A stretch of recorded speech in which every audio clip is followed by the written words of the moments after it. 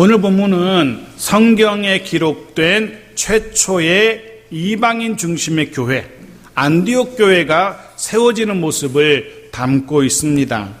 그리고 이제 다음 주에 보게 되겠지만 이 안디옥 교회가 세워지는 그 모습 가운데 드디어 사울이라는 사람이, 바울이라고도 불리는 사울이 다시금 등장하는 모습을 우리가 보게 될 겁니다.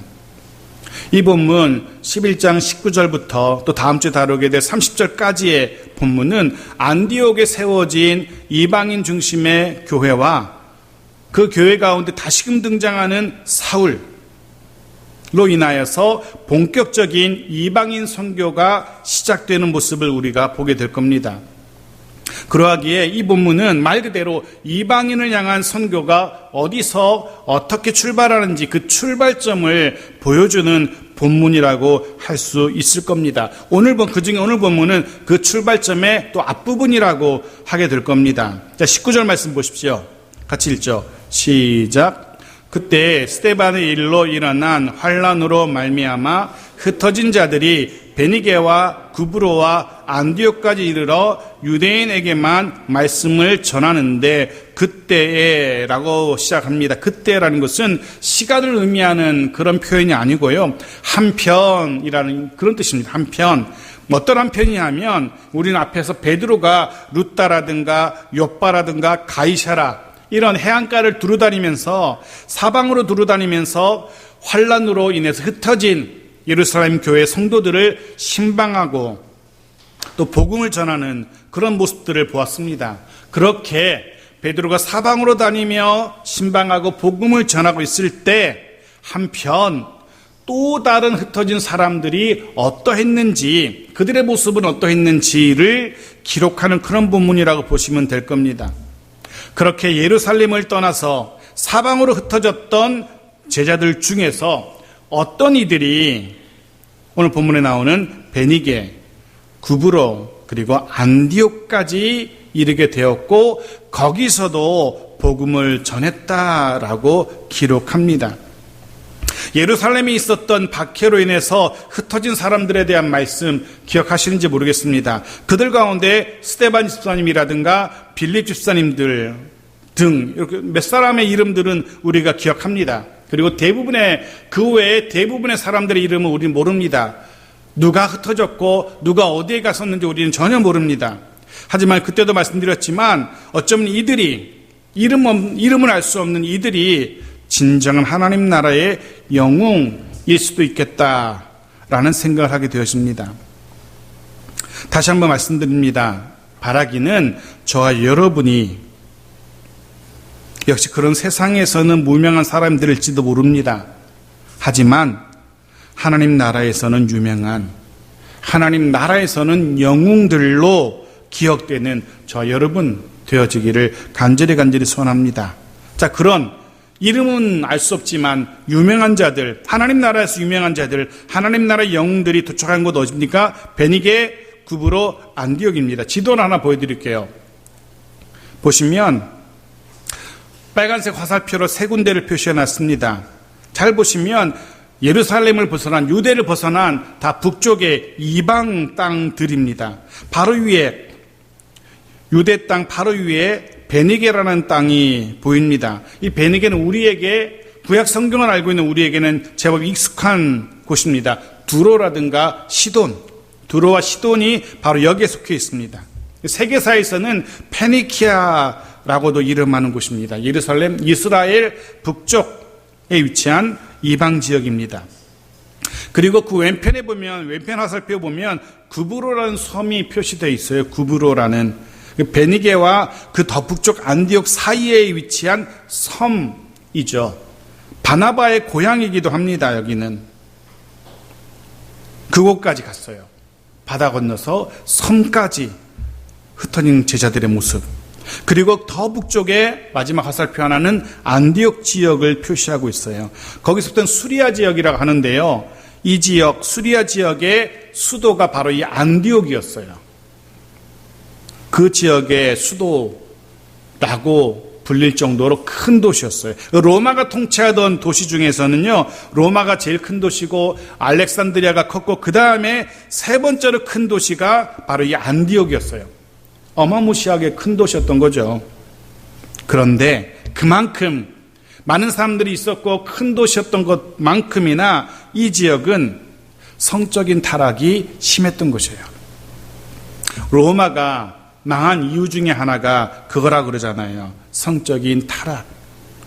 로마도 그랬고 알렉산드리아도 그랬고 이곳 안디옥도 그렇고 다들 성적인 타락이 아주 심각했던 곳들입니다.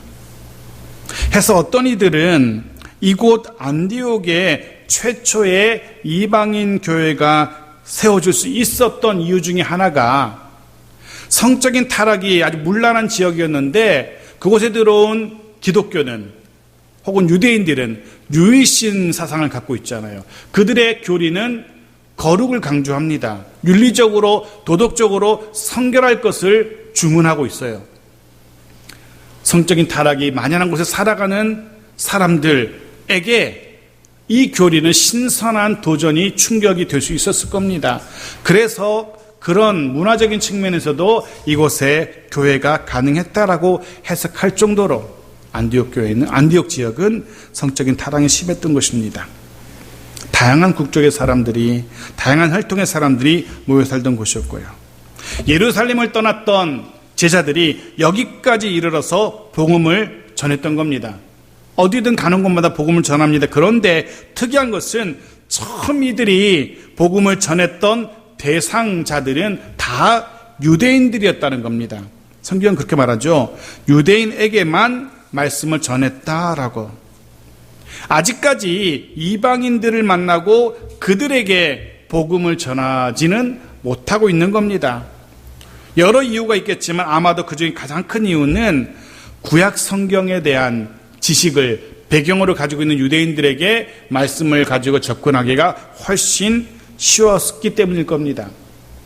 그런 거랑 비슷해요. 신천지라든가 이런 이단들이 가장 먼저 접근하는 사람들이 교회 다니는 사람들이잖아요.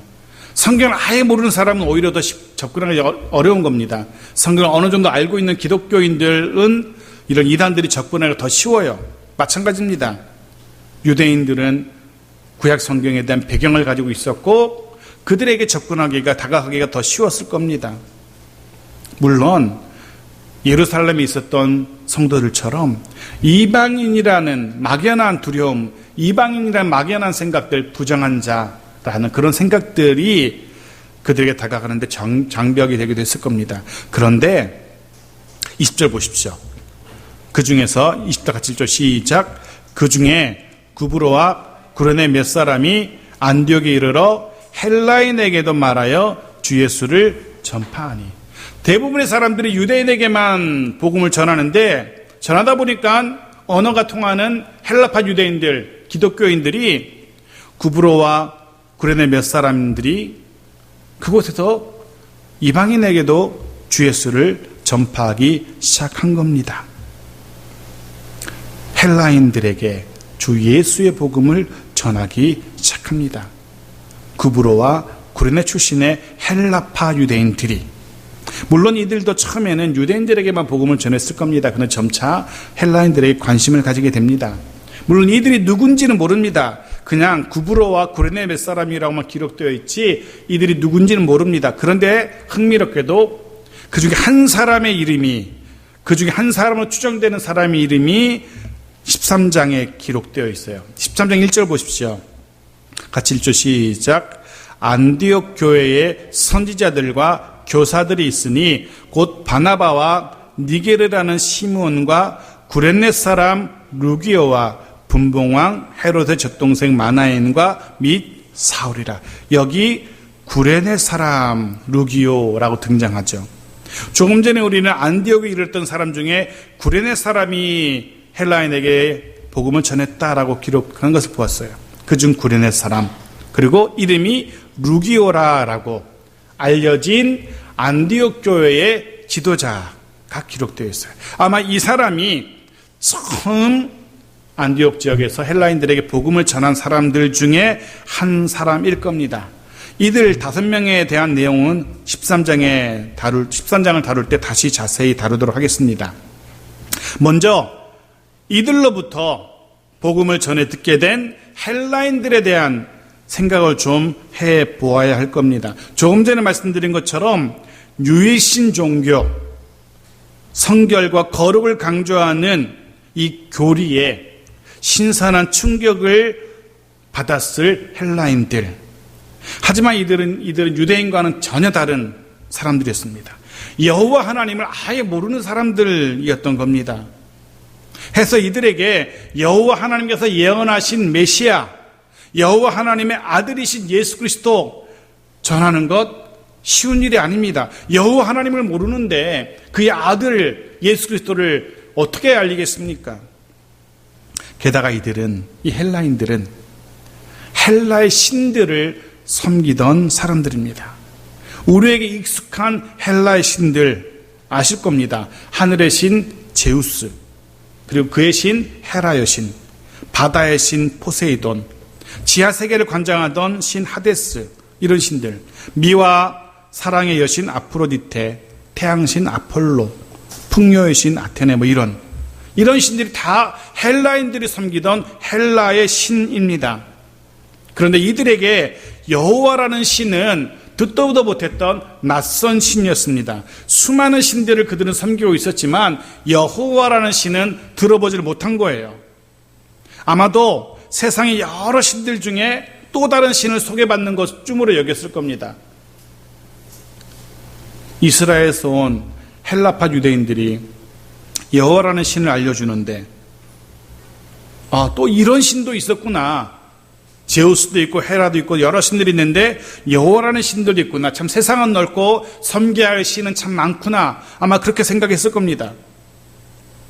여러 신들 중에 하나 정도로.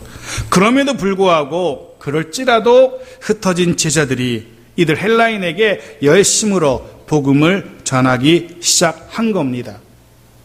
바로 이 부분에서 엄청난 선교의 전환점이 시작됩니다. 바로 여기에서 드디어 이방인을 향한 본격적인 선교가 시작된 겁니다. 말씀드린 것처럼 그 시작은 참 답답했고 참 미약했고 여러모로 쉽지 않아 보입니다. 세상적인 관점에서는 계란으로 바위치기 같은 그런 무모한 도전처럼 보였을 겁니다. 수많은 신들을 섬기고 있는데 그 중에 하나의 신을 더 소개할 정도 밖에 아무런 효과가 없어 보입니다. 그런데 우리는 알고 있죠. 아무리 시작은 미약할지라도 결국 창대하게 될 거라는 사실을 우리는 알고 있습니다. 보십시오. 창대하게 되는 비결이 기록되어 있습니다. 21절 같이 읽죠. 시작. 주의 손이 그들과 함께 하심에 수많은 사람들이 믿고 주께 돌아오더라. 어찌 보면 말도 되지 않을 것 같은 무모한 도전처럼 보이는 참 미약한 어리석어 보이는 그런 도전이었습니다. 그런 시작이었습니다. 그런데 주의 손이 복음을 전한 이들과 함께 했던 겁니다. 그로 인하여서 수많은 헬라인들이 주께로 돌아오는 말 그대로 기적과도 같은 일들이 일어나기 시작하는 겁니다. 먼저 그들과 함께 하신 주의 손에 대한 말씀을 나누려고 합니다. 주의 손, 능력의 손을 말하고 기적의 손을 이야기합니다. 사랑하는 성도 여러분, 이 땅을 살아가면서 우리 모두는 성공적인 삶을 살기 원합니다. 형통한 삶을 살기 원합니다. 그렇다면 주의 손이 함께 해야만 합니다. 내 힘만으로는, 내 재주만으로는, 내가 가진 것만으로는 결코 성공할 수 없고 형통할 수 없는 이 땅, 이 세상입니다. 주의 손이 함께 해야만 합니다. 때로 험하고 버거운 상황 만난다 할지라도 포기하지 마십시오. 왜냐하면 주의 손이 함께하면 되기 때문에 그렇습니다. 중요한 건 그 일 가운데 주의 손이 함께 하시는가 그렇지 않은가일 겁니다. 그러하기에 주의 손이 함께 하시는 우리의 가정과 일터가 되기를 축복합니다. 주의 손이 함께 하시는 우리의 이 땅의 교회가 되어지기를 간절히 소원합니다. 그러면 되는 겁니다. 주의 손이 함께하면. 복음을 전하는 자들과 주의 손이 함께했습니다. 무모한 도전처럼 보였지만 주의 손이 함께할 때 어떤 일이 일어납니까? 수많은 사람들이 죽게 돌아왔다라고 합니다. 수많은 사람이 죽게 돌아왔다는 이 표현은 그들이 섬기는 수많은 헬라의 신들 가운데 여호와라는 신도 플러스 1, 자기가 가지고 있는 그 섬기는 신들의 명암철 가운데 여호와라는 신도 하나 더 끼워 넣는 정도가 아니라 이전에 자신들이 섬기고 있었던 다른 헬라 신들을 다 뽑아내버리고 그 자리에 여호와 하나님만, 예수 그리스도만 자리 잡게 했다는 그런 의미인 겁니다. 이제는 여러 헬라 신들이 아니라 그것들을 다 포기하고 하나님만, 여호와만 섬기기로 작정했다는 겁니다. 예수 그리스도만이 자신들의 구주요, 주인이심을 고백하게 되었다라는 그런 표현인 겁니다. 불가능할 것 같았던 일들이 일어난 겁니다. 어떻게 이런 일이 일어났다고요? 주의 손이 복음을 전하는 자들과 함께 했기 때문에 가능한 일이었습니다. 다시 한번 축복합니다. 주의 손이 여러분 모두와 우리 모두와 함께 하시길 축복합니다. 그리하여서 우리의 삶도 완전히 바뀌는, 놀랍게 변화되어지는, 놀라운 형통과 성공을 경험하게 되어지는 일들이 일어나기를 축복합니다. 자, 22절입니다. 같이 읽죠. 시작. 예루살렘 교회가 이 사람들의 소문을 듣고 바나바를 안디옥까지 보내니, 이 말도 되지 않은 일들이 소문이 내서 퍼져나가기 시작합니다. 드디어 예루살렘에 남아있었던 사도들과 몇몇 제자들에게도 이 소식이 들려집니다. 근데 아무리 생각해도 말이 되지 않는 겁니다. 아무리 생각해도 믿기 어려운 일입니다. 해서 바나바라는 사람을 안디옥에 파송합니다. 정말로 헬라인들이 예수를 주로 고백하고 있는지 확인하기 위해서 바나바를 보내는 겁니다.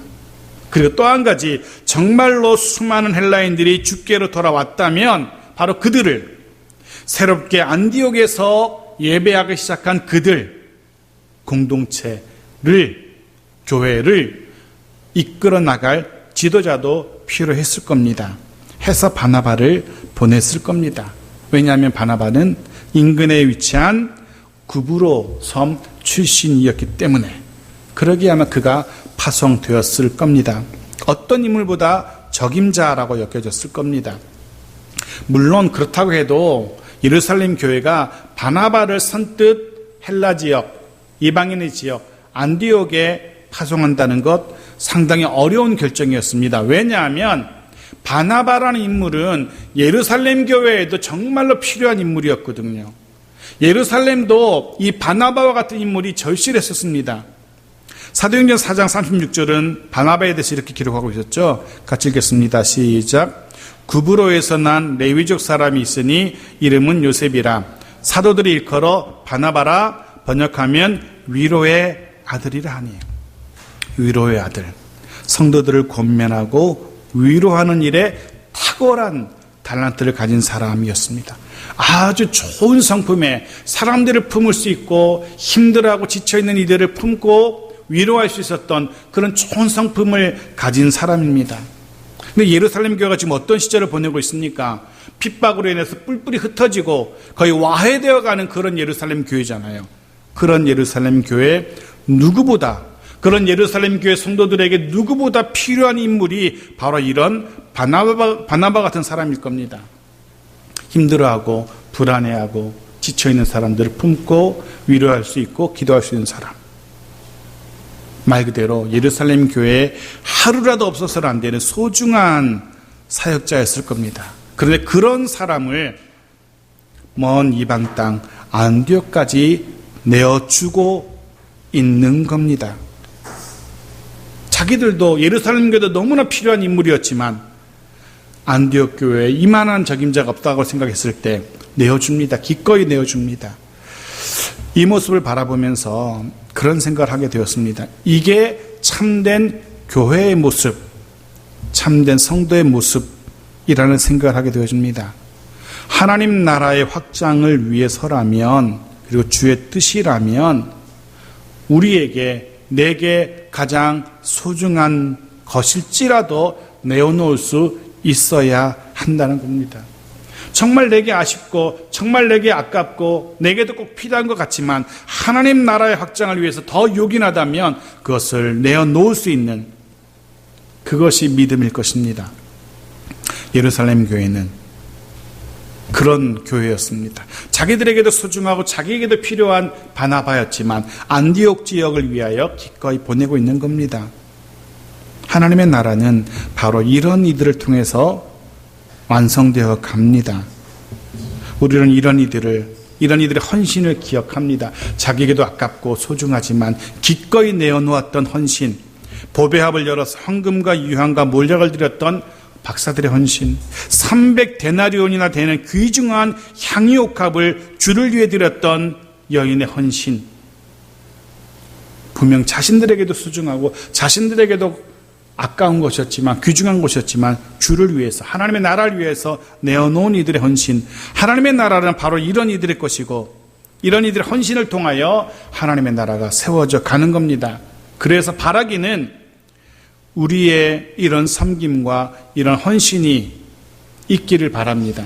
그리고 우리의 그런 섬김과 헌신을 통해서 우리의 삶의 현장에 하나님의 나라가 확장되어지기를, 하나님의 나라의 통치가 이루어지기를 간절히 소원합니다. 자, 23절입니다. 그렇게 바나바가 안디옥에 이르게 됩니다. 23절 같이 읽죠. 시작.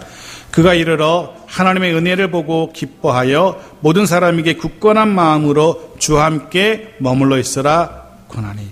안디옥에 도착한 바나바가 제일 먼저 본 것이 무엇입니까? 헬라인들에게 임했던 하나님의 은혜를 그가 봅니다. 예루살렘에서는 상상할 수 없었던 일들을 바나바가 눈으로 본 겁니다.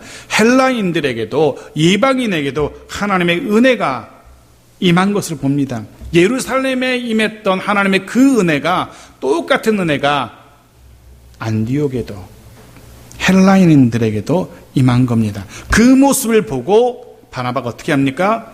기뻐하여 라고 성경에 기록합니다. 하나님의 은혜를 보고 바나바가 기뻐하고 있는 겁니다. 이 바나바의 이 기쁨을 묵상해 봅니다. 이 기쁨은 세상으로부터 얻게 되는 그런 세상적인 기쁨이 아니었습니다. 하나님의 일하심을 보았기 때문에 경험하게 되는 그런 참된 기쁨, 영적인 기쁨이었던 겁니다. 사랑하는 성도 여러분, 한번 생각해 보십시오. 여러분 언제, 어느 때, 무엇 때문에 기쁨을 누리곤 하시는지, 언제 기뻐하십니까? 어느 때 기뻐하십니까? 무엇 때문에 기뻐하십니까? 많은 사람들은 그때 기뻐하죠. 생각지도 못했던 거금을 손에 쥐게 되었을 때 기뻐합니다. 사실 그것도 정말 기쁘긴 합니다. 하지만 그 기쁨은, 즉 손에 무엇인가 쥐어졌을 때 오는 기쁨은 그 손에 쥐어졌던 것이 손에서 빠져나가 버리면 사라져버리는 그런 기쁨일 겁니다. 통장에 잔고가 쌓여가는 것으로 기뻐하다 보면 그 잔고가 줄어들게 되면 어떻게 됩니까? 그 기쁨은 사라져버릴 겁니다. 육체적인 건강으로 인한 기쁨, 그것은 결국 나이가 들고 병들고 약해지면 그 기쁨은 사라지고 말 겁니다. 그렇습니다. 세상에서 얻게 되는 기쁨은 다 그렇습니다. 어느 순간 되면 다 사라져버립니다. 하지만 하나님으로부터 임하게 되는 기쁨, 하나님이 내 삶에 주시는 기쁨은 결코 사라지지 않습니다. 내 삶의 모습이 어떻게 변한다 할지라도 주께서 주시는 기쁨은 사라지지 않는 겁니다. 내 손에 쥐었던 것들이 다 사라진다 할지라도 얼마든지 기뻐할 수 있는 겁니다. 변하지 않는, 사라지지 않는 기쁨이기 때문에 그렇습니다. 주께서 주시는, 늘 기뻐할 수 있는 그 기쁨이 저와 여러분 인생 가운데 있기를 간절히 소원합니다. 늘 기뻐할 수 있는 기쁨의 비결, 주님 주시는 기쁨이기 때문에 그 큰 기쁨으로 바나바가 죽게 돌아온 헬라인들에게 말씀으로 권면하죠. 그 권면의 내용이 무엇이었습니까? 굳건한 마음으로 주와 함께 머물라. 먼저 굳건한 마음을 권면합니다. 굳건한 마음, 흔들리지 않는 마음을 이야기해요. 복음을 듣고 예수를 주로 고백하게 되었어요. 그들에게 제일 먼저 하는 권면이 흔들리지 말 것을 주문하고 있어요. 이 이야기 속에는 곧 무엇인가가, 누군가가 이들의 믿음을 흔들 거라는 것을 전제를 하고 있습니다. 분명 예수 그리스도를 주로 고백하는 그 신앙 고백으로 인해서 분명 박해와 시련과 흔들림이 있을 거라는 것을 전제를 하고 있어요. 우리도 경험하곤 하지 않습니까?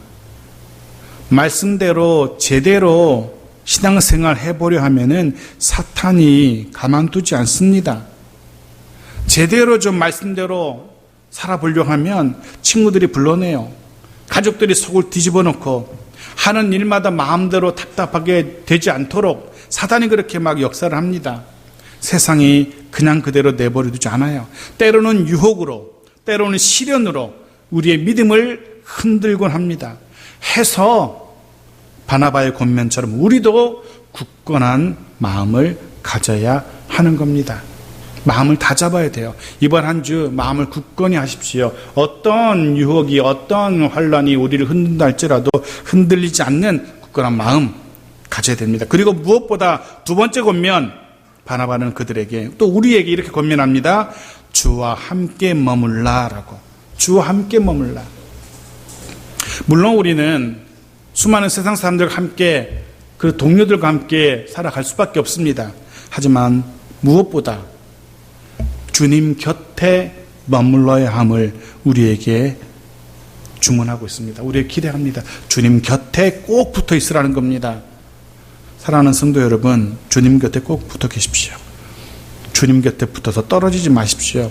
마치 어린아이가 엄마의 치맛자락을 꼭 붙들고 한 걸음 한 걸음 걸어가는 것처럼 주님을 꼭 붙들고 그 옆에 머물러 있으십시오. 오늘부터 시작되는 한 주 그렇게 주님의 영이신 성령을 꼭 붙들고 살아가는 우리 모두가 되어지기를 간절히 축복합니다. 자, 24절입니다. 같이 읽죠. 시작.